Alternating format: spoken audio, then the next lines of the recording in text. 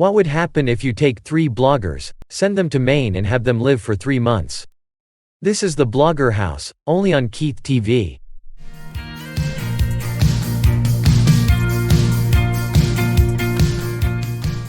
And now a word from our sponsor. Come on down, April 9, 2022. As your favorite Double B League team, the Wiscasset Atoms take on the evil Empire Boothbay Harbor Seagulls, in the season opener.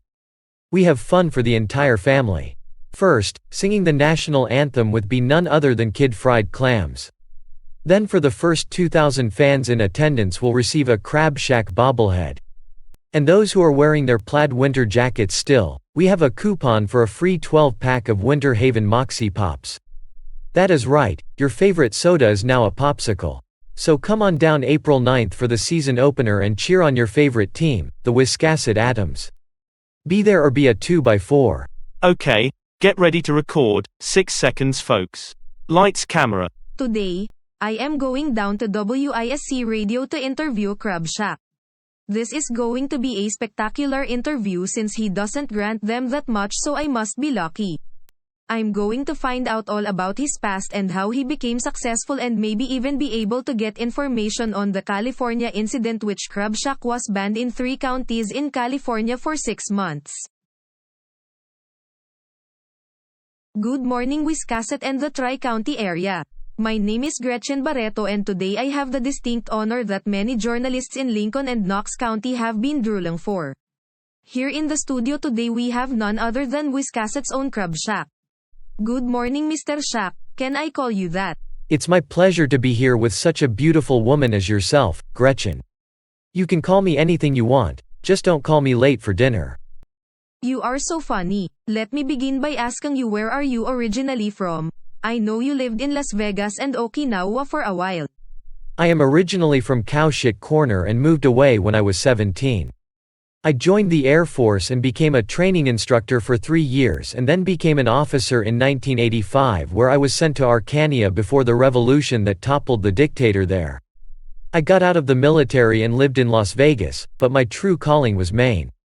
So I went back to Arcania, picked up some leftover things I had left there, and moved back to Maine. So I noticed you own a lot of businesses here in Wiscasset, namely the Crab Shaque, the Crab Shaque Brewery, Crab Shaque Used Car Lot, the Crab Shaque Honey House, and a lot more. How do you pick your businesses? I'm just amazed at how many businesses a person can own and be successful.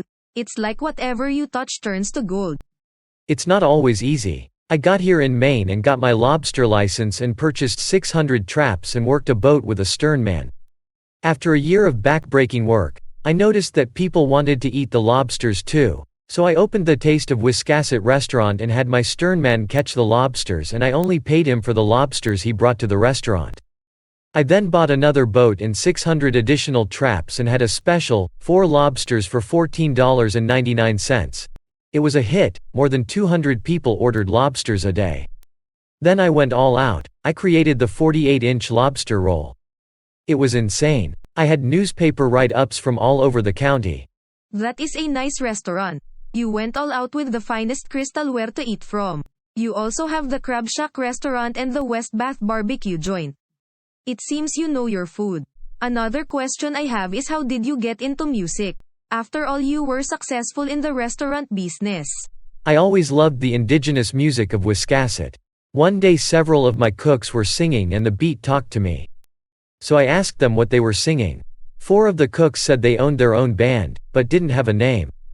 The music was insane, so I dubbed them the Insane Lobster Posse.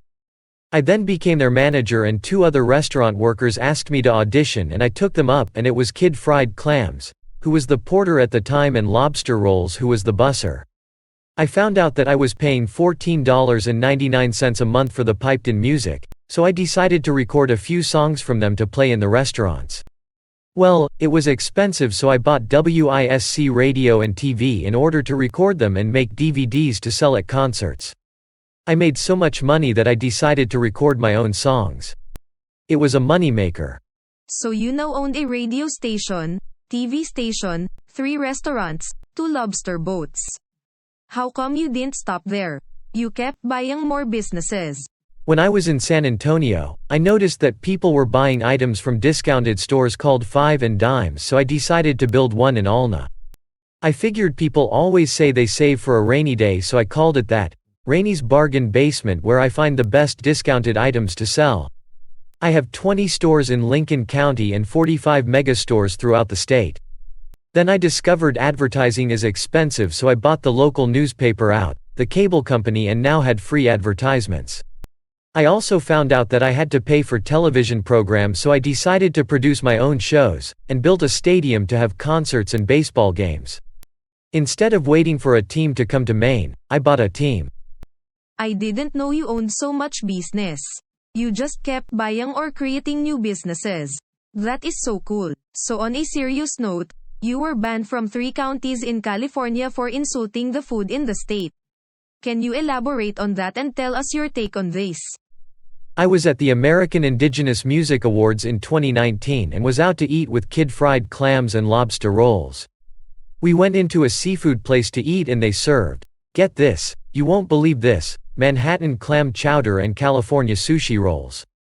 The 3 of us looked at the menu and asked them what this shit was.